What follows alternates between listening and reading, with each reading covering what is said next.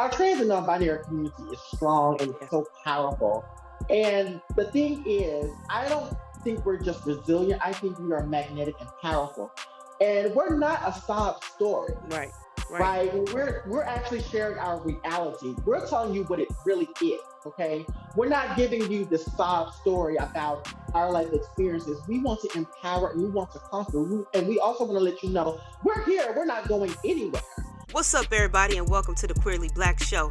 I'm your host, Ashley, and I'm so happy you came by. The Queerly Blax Show aims to normalize the everyday existence of Black, LGBTQIA+ individuals through an interview-style series with regular folks like you and me.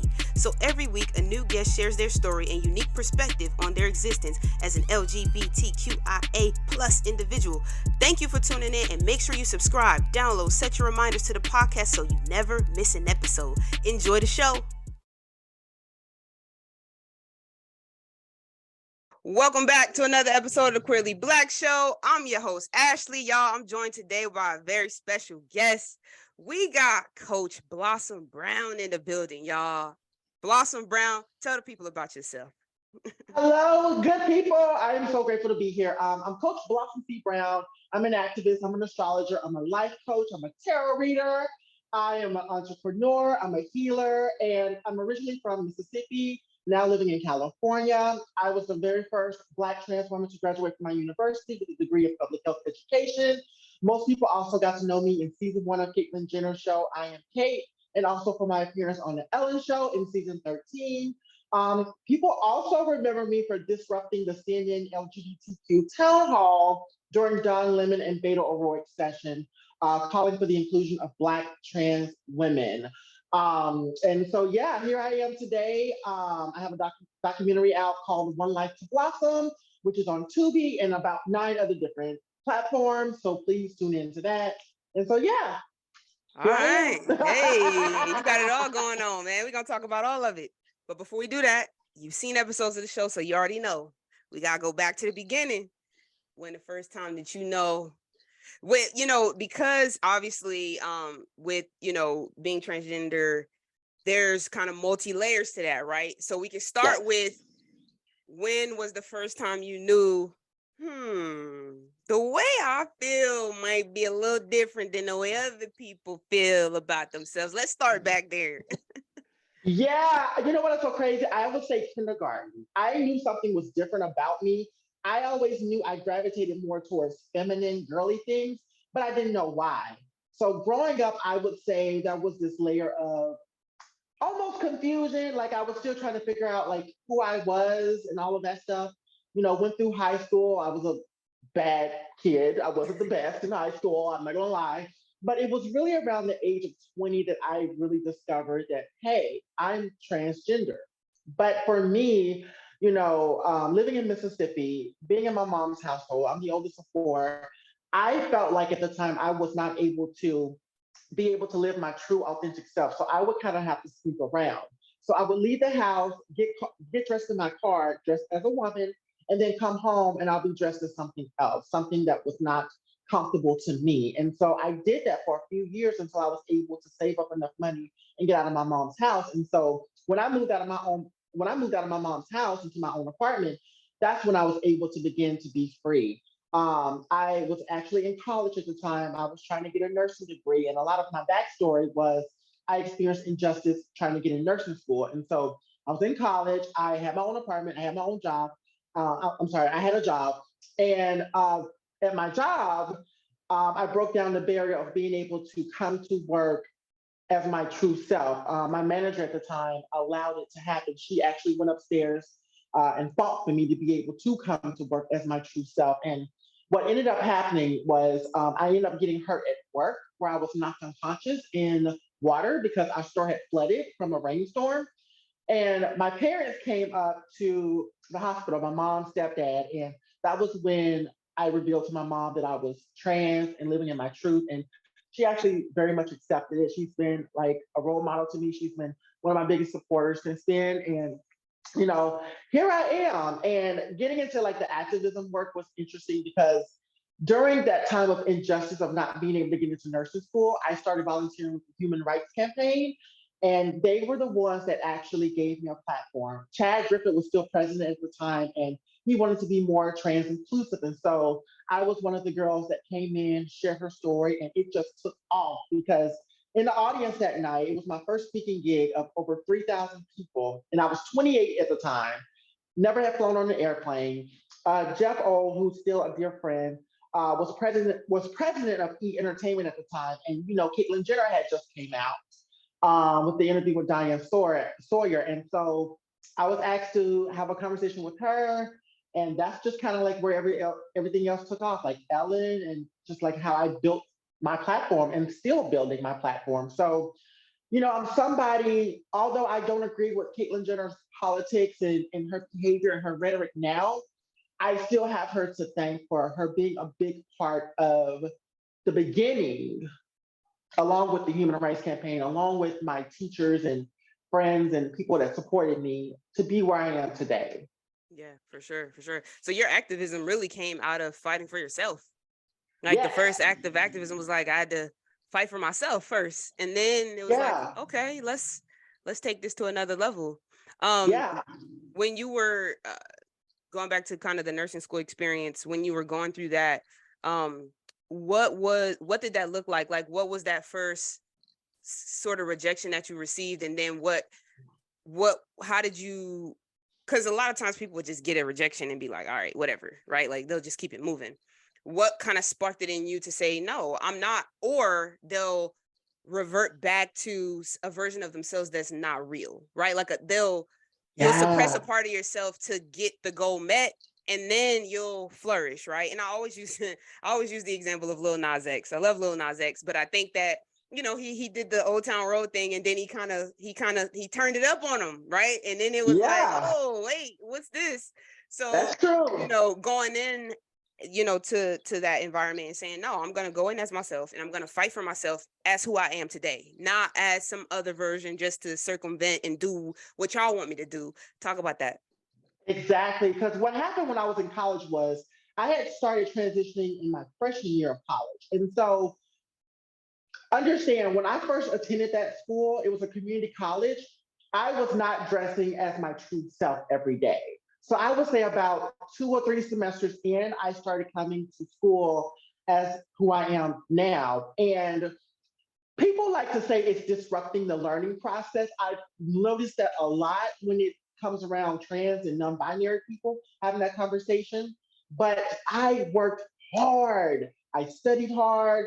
I kept taking the ACT test. Like I was doing what I needed to do, but I knew truly in my whole heart of hearts that part of the reason why I did not get into the nursing program there was because I had transitioned. We could talk about it being competitive all day long, da da da da da. But the reality is, schools want diversity. Yeah. Right. School wants Black folks to come. They want brown folks to come. They want to offer these minority scholarships. And I was a minority. And intersectionality is very important because I'm Black and I'm trans. Yeah. And so I felt like I had an even better shot of being able to get in that program because I was a minority. And minorities, which I was looking for, y'all want to sit up there and the ones they comfortable with, though. Yeah. The ones that they're comfortable with. Talk about it. Talk about it. The ones that they can tokenize. There you go. Put you on the flyer. And then, look what we got, y'all. And that's it. Just to say that they're inclusive. And so, what up? It's your host, Ashley, and I'm interrupting this podcast to ask, are you following us? Have you downloaded the podcast? Are you subscribed to us on YouTube?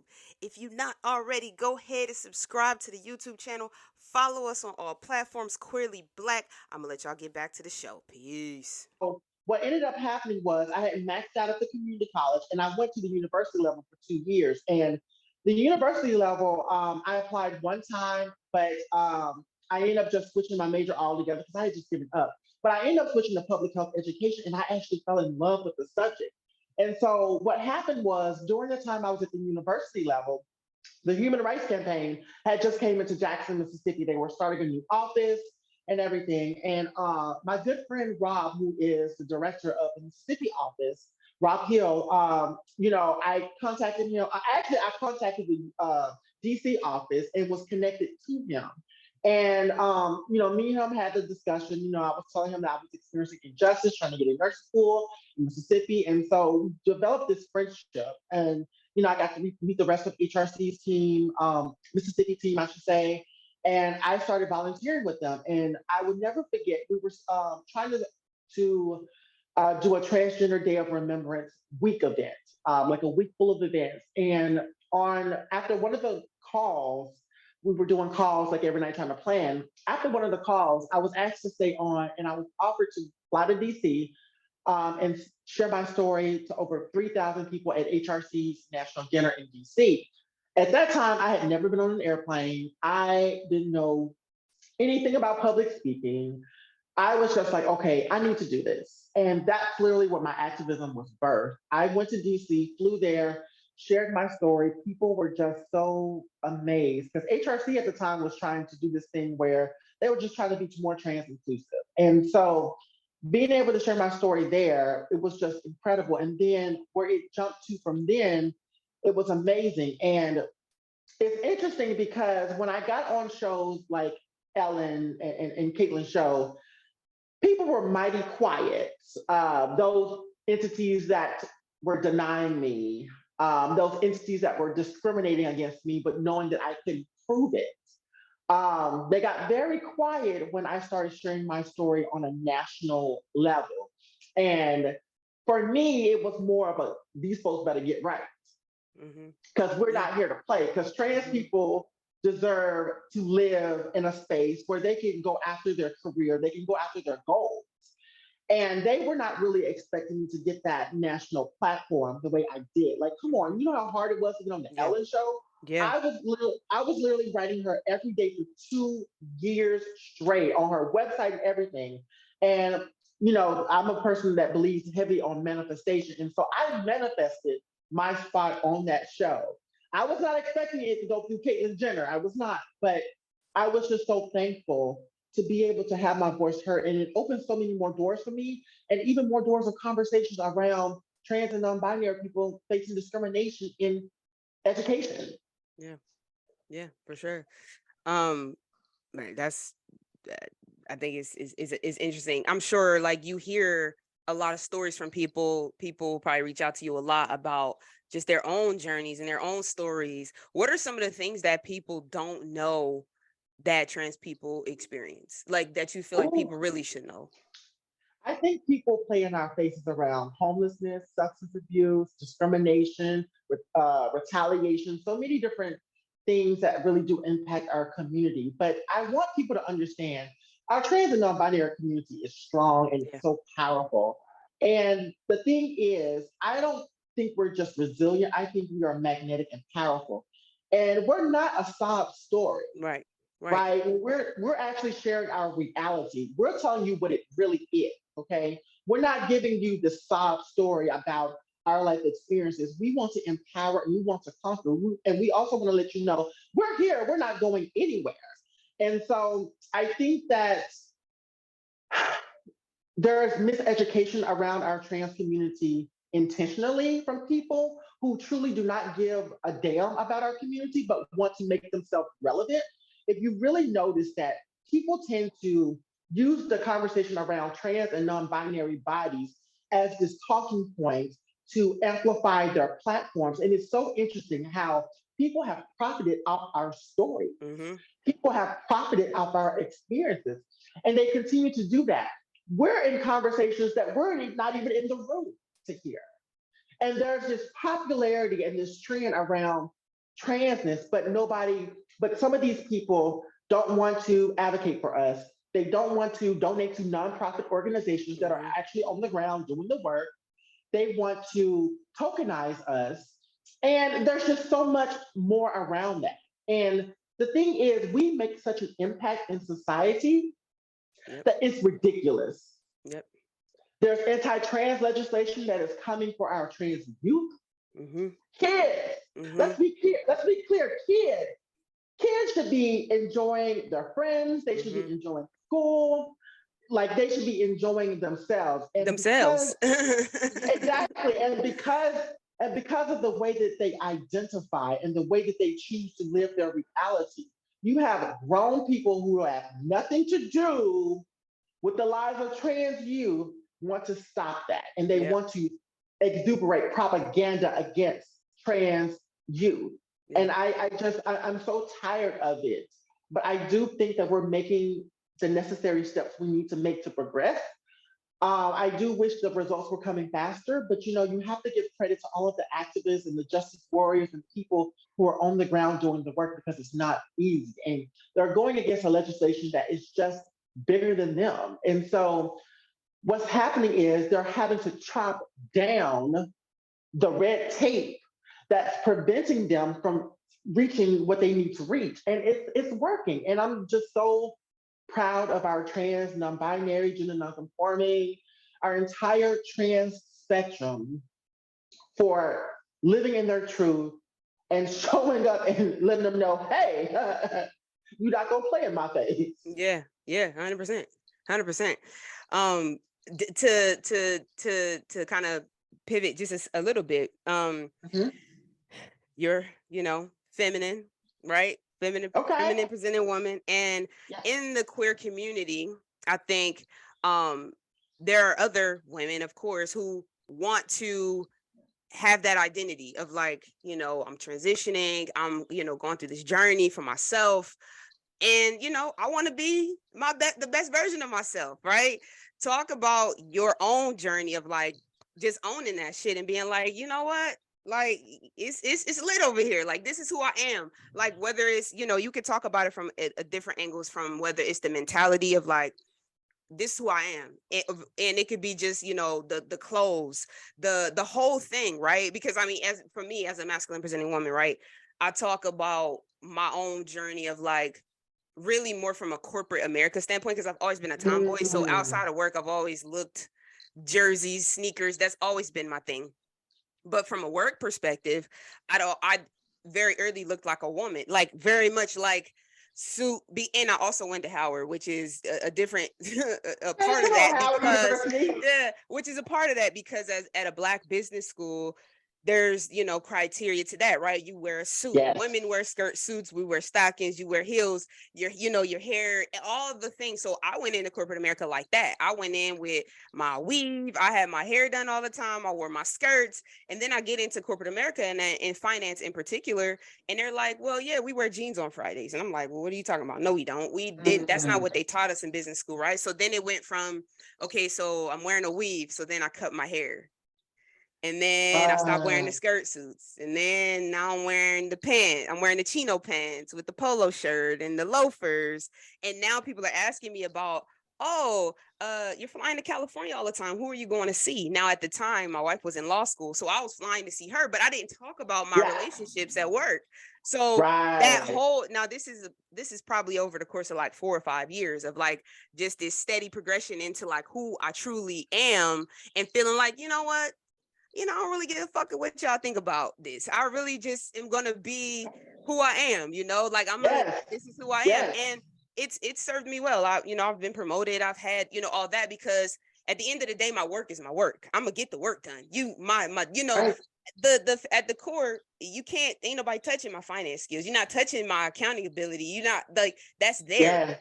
So talk about what that looked like for you. Just like, hey, what was that process? Yeah, it's still a process. I'm still working on it. I'm still working on me. I'm learning to tap into my divine femininity. During the Black Lives Matter protest in 2020, I lost a lot of my masculine energy. To be honest with you, I am a believer that we are divine beings, both masculine and feminine energy. And whichever one you decide to tap more into, that's fine. Whatever makes you feel comfortable, whatever makes you feel safe. Because ultimately, safety is 100%. very, very important. Yeah, absolutely. And for me, I would just kind of code switch a little bit because when I was out there protesting, it was my masculine energy. Yeah. But then when all of that was said and done, I had lost that. And I tapped more into my divine feminine energy. And it just overtook everything. And then I had been working over the last 2 years trying to find my masculine energy and trying to figure out how to integrate both. And I keep going to the extremes of both. It's like I'm doing too much of this or too much of that, and not enough this, not enough that. So for me, I'm learning to embrace both. Now, for me, some days I may get up, wear camouflage pants, wear like a hat. You know what I'm saying? I may give you Mm-hmm. that tomboy look. And then other days, I may give you a more feminine, classy, softer look. And I think too often in the trans community, as a trans woman, we feel like we just have to stick with this feminine, natural, soft side. And that's not the case. Right. You know, for me, I choose to embody both. Now, you got to also understand too, trans women have been trying to get away from what society, who is already transphobic against us, feels that we are masculine, that we were born men, and all of this other stuff. And so, trying to break the chains of that delusional ideology, because obviously that's what it is, has been really, really interesting for me. And it's been kind of tricky as well, too, because, you know, I find myself being like, okay, I need to feel free. I need to break free. I don't want to live in alignment of what society thinks I should be. And I don't know if I'm leaning more towards a non-binary kind of like perspective around this. I'm still trying to figure it out. I'm just in this place now where I want to embody all parts of me and not give a damn what people think about me. I don't Gotcha. care about people judging me, because one thing you're not going to do is you're not going to stop me from living in my purpose. I want to be a purposeful person.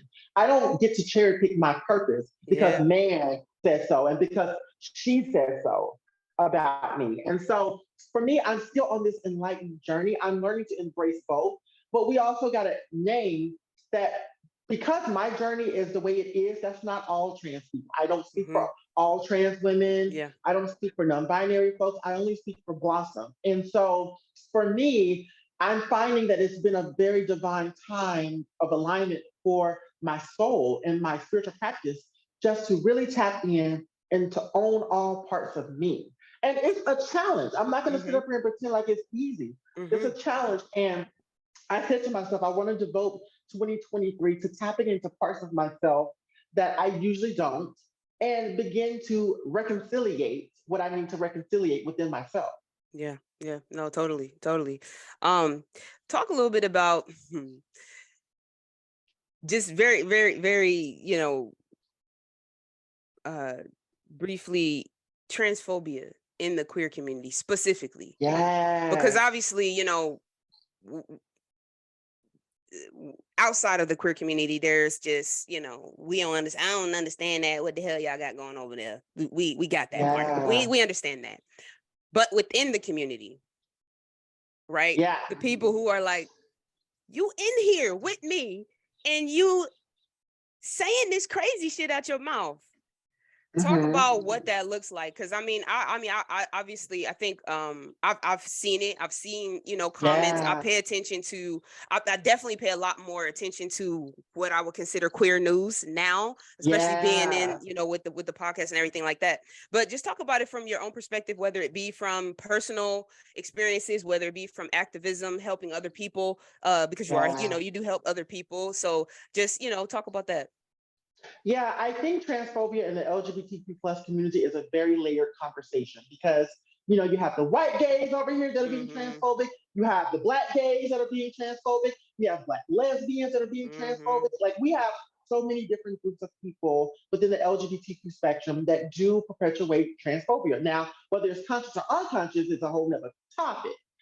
For me, when I see, and I think I want to stick around Black folk because this is where I see Yeah. the most transphobia. When I hear Black gay men take the side of the perpetrator that want to be transphobic against the trans experience, it's very heartbreaking. I think it's a very white supremacist tactic. It just also shows that cisgender privilege is real. Yeah. Okay. Because people also forget lesbians, gay, and bisexual people most likely still identify as As cisgender for the most yeah. part. And so trans and non binary people sometimes have to go stealth to go and get resources within the cisgender community. Mm-hmm. Because let's be real, we live in a predominantly cisgendered world. Yeah. And so, for safety reasons, some of us in the trans community do have to go stealth to be able to get that. Now, I am not one of those I'm not one of those people that feels like she has to go stealth. I'm just I'm gonna knock at your door. I'm gonna be like, look, this is what it is. And I sometimes cannot believe how some Black lesbians, and they're much more masculine presenting, perpetrate transphobia. They play into this ideology around trans women not being women, that trans women had male privilege. And I think it's just so disingenuous when we tear each other down in the community. This is why I almost have this issue around the Black movement in general, because what we try to do in the Black movement, and I'm talking about not just queer folks, I'm talking about the whole Black movement. We don't want to address intersectionality within our community. Yeah. And you have the Black queer people over here saying, hey, we're Black too, right? But we love who we love. So why are y'all trying to deem us less Black than the hetero Black people over here? Yeah. I've seen that a lot. And then when you peel back that layer into our community, it's like we're trying to stop each other from sitting at a table that is destined for all of us. Yeah. I have never understood that. But then I've also learned to check my own bias because, you know, for a while with bisexual men, I had a bias because when you think about it, when women date men, right, they're not going to be, some women are a little frantic if the man is also attracted to other men because you get into this whole conversation around being down low. And I remember growing up in the 90s how when the conversation around being gay was really starting to come to the forefront, growing up as a kid and seeing that, it was detrimental to a woman's existence. Yeah. If her man was sleeping with a man. Also was sleeping with a man as well. And I think that still carries on to this day. And I ask myself, because I'm much more fluid and pansexual now, but back then when I was still trying to remove the biases, because growing up in Mississippi, you know, you're conditioned and taught a lot of things. And it wasn't until I started traveling outside of Mississippi that I realized a lot of what I learned, oh my God, I'm going to have to unlearn this. And I just think that when it comes to just that conversation of just healing, I had to learn and I had to be willing to go into other communities within our spectrum and learn and unlearn. Because I really did have that bias around bisexual men. Because I also feel like, you know, bisexual men claim they like men and women, but they're not attracted to trans women.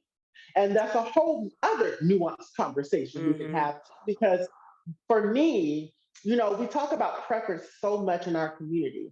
But just because you have a preference, it does not mean that you cannot be underlying transphobic. Yeah. Okay. Two things could be true at the same time. Now, it could be very or much colorist or any of that, like, you know, you preference, because that's, you know, but when it's interesting because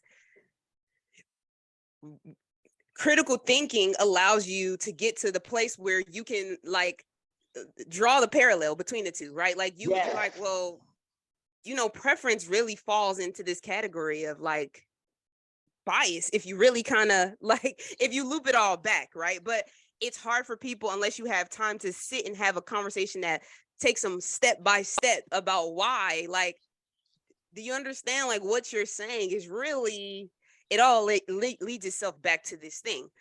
It doesn't mean there's anything wrong with you or anyone else, because we all grow up with our own experience and we come to adulthood with all of that. We come to adulthood with everything that we learn, but we do got to unpack some of that and be corrected. Because I mean, even for me, with the whole bisexual thing, I have had conversations with bisexual people, you know, and I'm like, yeah, it's not that I have a problem with it. It's just something I don't understand, because I like women. I've always liked women. I don't ever look at a man and say, I mean, I can say a man looks attractive, like, oh, that's a nice looking gentleman over there. But I'm not like, oh yeah, I'm trying to go, like, I don't look at nothing. So I don't even understand. My mind doesn't understand right. But I have conversations and it's like, all right, that makes sense to me. Why, you know, for someone who identifies with that, that's your, you know, that's how it is for you. Just It's just not something I personally understood, right? So having conversations and being able to get to the root of those types of things is super critical. And I think people, when they are able to have more conversations like that, can, even if it's not that they are able to accept it, it's like you can at least understand and maybe correct your language when you're talking, right? Because that's the whole thing, is that, at least for me, when we step outside of, specifically, whether it's your Black community, whether it's your queer community, a lot of times you're the person that they're encountering, you're a representation for the entire community. And the minute that you come out of your mouth and say, yeah, I don't, that XYZ, I don't understand that either. Well, you have to have better language for representing this community, because it's the only way that we can push forward, is if we're, I always go back to the example of many, many years ago when Lil Wayne, in the middle of police brutality, he had an interview and he was like, yeah, I don't have no problem with the police. I ain't never, the cops is cool. This is in the middle of Black people dying left and right. And that's his personal experience. But correct. The commentary has to be more empathetic to the community, because I agree. White people and people who are taking your comment, you're the only Black person that they probably encounter. This is the only comment they're going to ever hear about police. And I'm like, oh yeah, there's nothing wrong with cops. Now we lose out on a core group of advocates. We potentially lose out on a core group of people who did not know that this existed. And you're a Black man, right, who's rich, who has a different kind of privilege, and you're sitting here and your rhetoric is around, yeah, cops are fine, they never did anything to me. Well, but what about your brother who was in prison for 20 years? What about your cousin who's still locked up? What about, your nephew who got beat down in the street? What about, we just got to have better language when we're out and we're saying things. You can have whatever conversations you want at your house, at your kitchen table, and reading your newspaper, but when we're out and we're representing our community, whether it be Black, whether it be queer, the conversations just have to look a little bit different. So I totally understand. Yeah, you brought up something that's really, really important. See, what people tend to do is they don't want to do the work. They'll pick they will pick the most problematic person who can give them what they need, right? To exploit them and to be able to amplify their whole talking points that are very homophobic and transphobic. Just going back to that Lil Wayne experience, like they took his personal experience and tried to figure out a way to amplify that and deem it the whole entire experience. And that's the problem there. And that's the gag. That's the gaga. What up? It's your host, Ashley, and I'm interrupting this podcast to ask, are you following us? Have you downloaded the podcast? Are you subscribed to us on YouTube? If you're not already, go ahead and subscribe to the YouTube channel. Follow us on all platforms, Queerly Black. I'm going to let y'all get back to the show. Peace. Let me be clear. Let me repeat that. That's the goo goo gaga. There has to be an important disclaimer. Look, this is my personal experience. This is not the whole community's experience, okay? We're not a monolith. We are here. Our realities are different. You know what I'm saying? Like, if you're not peeling back the layers of racial identity and all of these other things, like, what are you really doing? You're not really wanting to do the work. And that's why I want to create spaces that are so much more intentional, where we can actually have this discussion and have these types of conversations. And it's just even going back to like the original question, in the queer community, what people tend to do, again, they go to this safety net around, first of all, getting the most problematic person who is the most rebellious person, because often we know controversy sells, and then just try to spotlight them, knowing they're going to say these problematic things within the trans experience, and shine a light, making their whole viewpoint around trans people bright and all of this other thing, glamorous stuff. And I have been observing that in spaces. I've been observing that around trans folks who are more conservative, and just listening to conversations around them.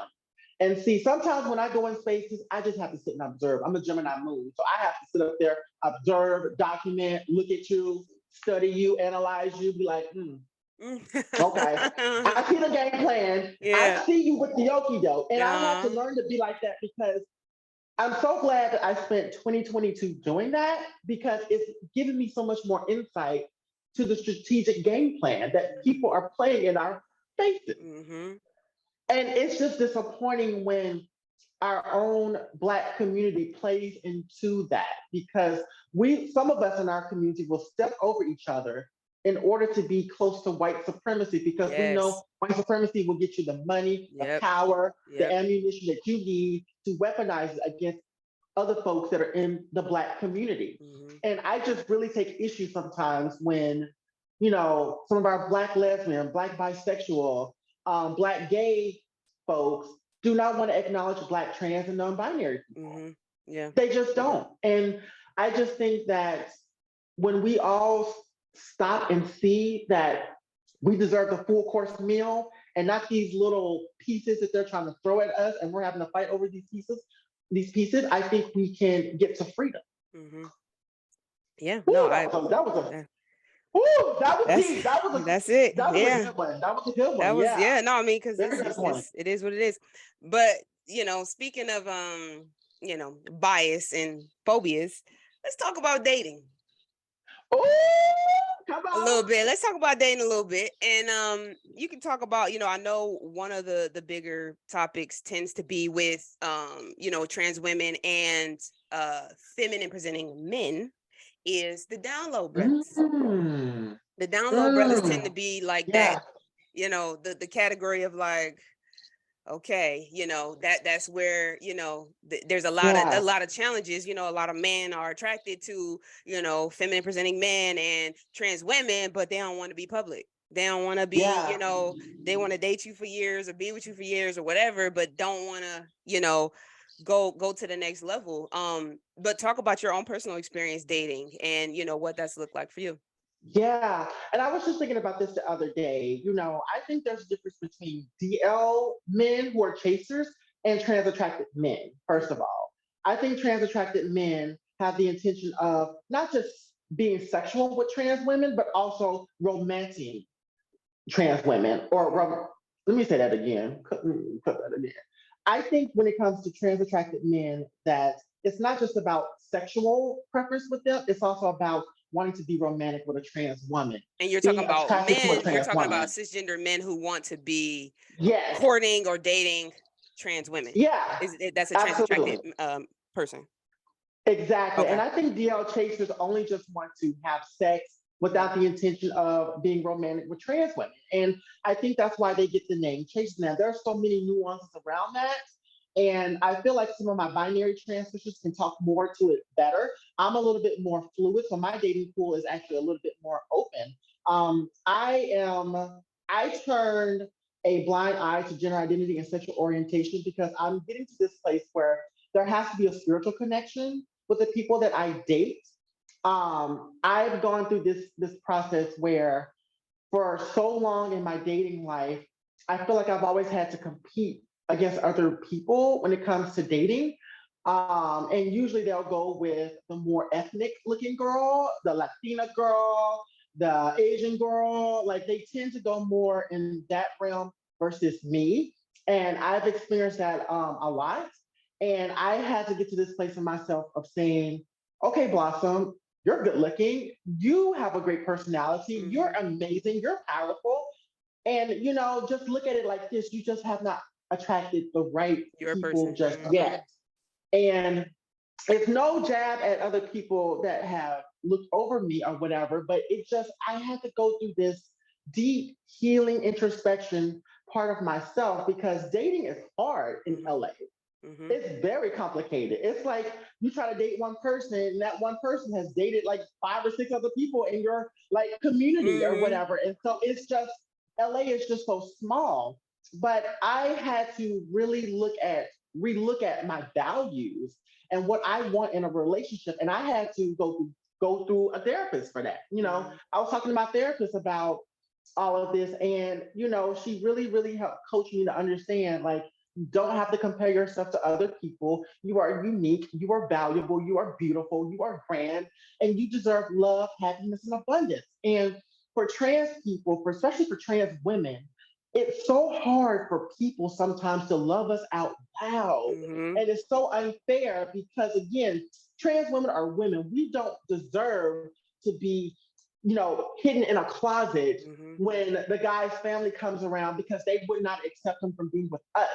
And I always appreciate trans attracted men who break free of that. And, I don't mean to be so binary on this subject or whatnot, because again, I would date feminine guys. Like my dating pool is again open, but just talking specifically with this, it's just not fair. And I appreciate all of the binary trans women that speak up on this subject because Yeah. it's very, very important that we begin to educate people because that whole trope that if men are attracted to trans women, they're gay, it's so stupid, it's outdated, it's disingenuous, and people tend to use that because, again, they do not want to do the work on educating themselves on the trans experience. They only want to make it a talking point to get them clout, fame, attention, and they platform it now. They platform the dating experience of trans women. And it's ridiculous because a lot of us are not even at the forefront of these types of conversations, And so it's other people talking about something that has nothing to do with them. Just crazy. And it's just so crazy. And when I look back at my experience, it's like, you know what? The person that is meant to date me and that would be with me or whatever like that, I hope and I know they will love me for me. I don't have to dim my divine femininity or my brilliant masculine energy. I don't have to dim any of that. I can finally just be myself. I feel like sometimes I've had to shrink myself or up my game for one person that may not even be right for me in the long run. I'm having to sit and learn that. And can I tell you, it's been beautiful to learn. It's been beautiful to grow. It's been beautiful to heal. And it's been so beautiful that I'm sure one day I'm going to attract the person that's meant for me. But in the meantime, I had to learn self-love. I had to learn my own self-value. And my North Node is in Aries. So those of y'all that know astrology, when it comes to your North Node is your destiny, what you should be doing in this life. And Aries is a sign that's about the self. Aries is the pioneer. Aries is like, I don't need the rest of y'all. I'm trying to bust through doors for y'all. You know what I'm saying? Like, I'm doing this for y'all. Like, I had to learn to start putting myself first, taking care of myself first, and loving myself first. And it's been so beautiful and it's been so healing. And I'm just grateful for everybody that said no to me, that didn't think that I was worthy of dating. Because I'm coming back into this place of myself that, it's okay to be vulnerable. It's okay to cry. It's okay to, what I'm saying, just unpack and heal the trauma that I've experienced in dating. You know what I mean? Like I dealt with sexual assault, trigger warning. I've dealt with sexual assault. I've dealt with a lot of things in my dating life. And I'm just grateful that I'm in a place now where I know I'm ready to date again. Yeah. I know I'm gonna date the right person and the right person's gonna come for me. So yeah. That's lit. That's lit. What's 2023? What can the people expect from you? Oh, in 2023, I am going to be birthing new things. I just know it. I am in alignment with what I have put my manifestations into. And so we'll just see what happens. I want to live in the present.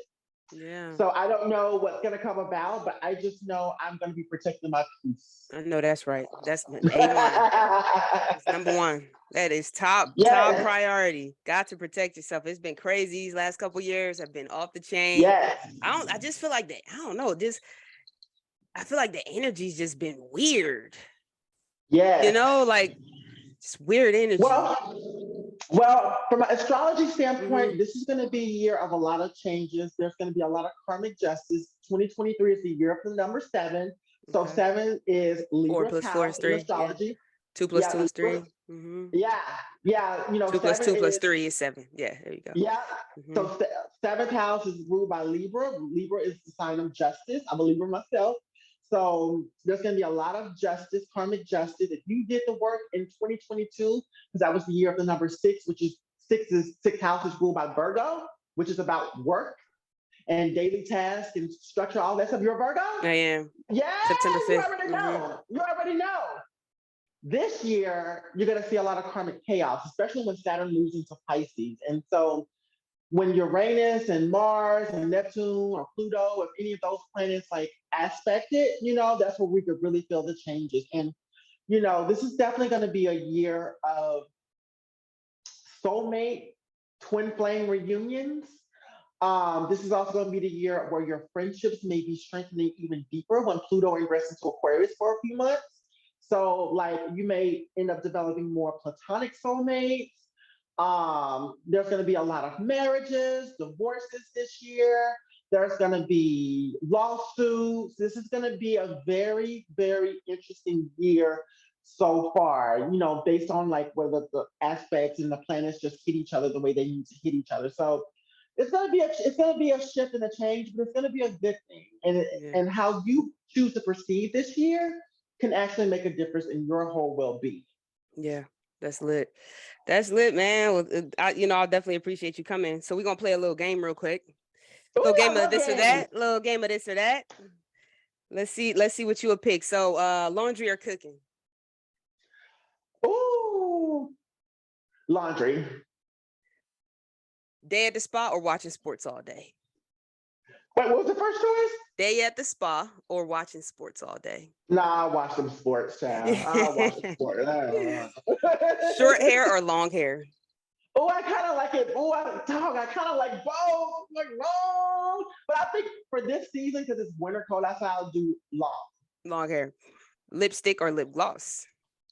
Oh, God. I wear both. Shoot. Oh, no. Answer the question. I would probably do lipstick. Lipstick. A sports car or a big truck? Oh, like an SUV? Yeah, big truck. Mm-hmm. Yeah, big truck. Big truck for sure. Big wedding or a small ceremony? Oh, you know what? I would probably do that's a good question. I would probably do a small ceremony. You know what I'm saying? Like with my most close, intimate friends and family. Yeah. Probably. Stay up late or sleep in? Stay up late. I'm a night owl. I got to 2 3 in the morning texting on social media.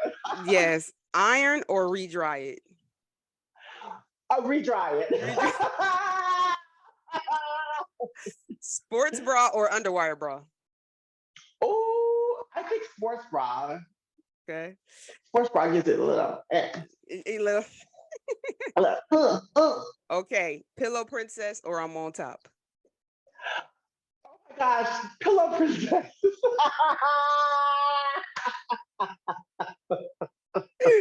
All right. That was a good one. I always throw that last one in there like. All right, y'all. Well, Blossom, tell the people where they can find you. Yeah, so I am all over social media. My Instagram is Blossom C. Brown. If you're interested, you can follow my tarot astrology page, Hello Blossom. The name is in my bio. I'm Coach Blossom C. Brown on Twitter, Facebook, Blossom C. Brown. I'm verified, so you will know it's me. So yeah, come follow along on my crazy adventure of healing and activism. Yeah, man. Dope. Well, thank you so much, Blossom, for coming. This was a great conversation. I'm really, really grateful that you came. You shared your story with us. And y'all already know, my name is Ashley. This is another episode of Queerly Blax Show. I'll catch y'all on the next one. Peace.